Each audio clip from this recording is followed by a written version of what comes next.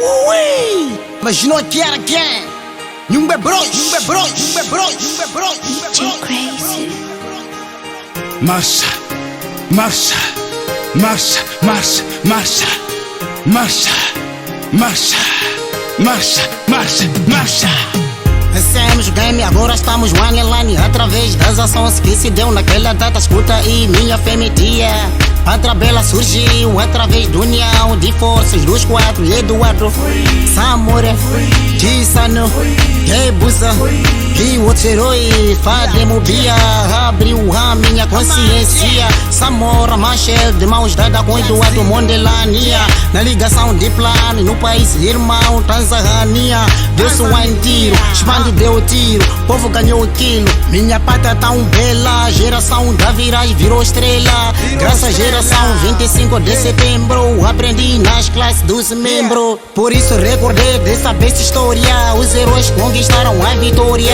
Os que estão emos aí na memória. Quando Moçambique contra Português, não se esqueça este filme. Olhamos, estamos livres. A luta começou em Chás, Chipande, deu tiro, papai, Samora, Machel. Eu me sinto livre na unidade nacional, fora do meu juramento da bandeira nacional. Entrego o coração pra minha bela nação, minha nação, pra minha bela nação. Nas forças armadas, a luta continua. Na pátria amada, a paz continua.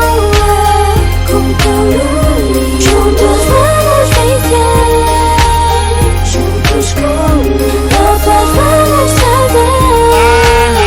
Eu voto nas forças armadas, combateram de verdade, não é paulada. Lá vem a história de heróis, na praça de heróis. Minhas condolências, continência, paciência nessas forças armadas. Eduardo Mondelani, como diz Machangani, Eduardo Monjane, que uniu as forças de Revuma Ramaputa.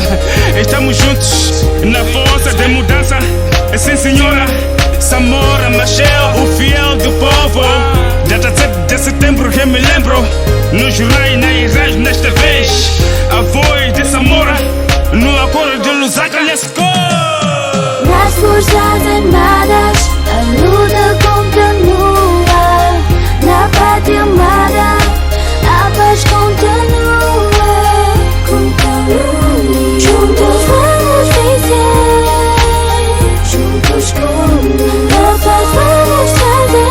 My people, together as one, we can develop the country. If you struggle, if you do our best, we can make a better world and a better country too. And thanks to the armed forces that keep protecting us, we have to bear in mind that without them, we couldn't be what we are today. Thanks for Nas everything. forças armadas, a luta continua. Na pátria amada, a paz continua.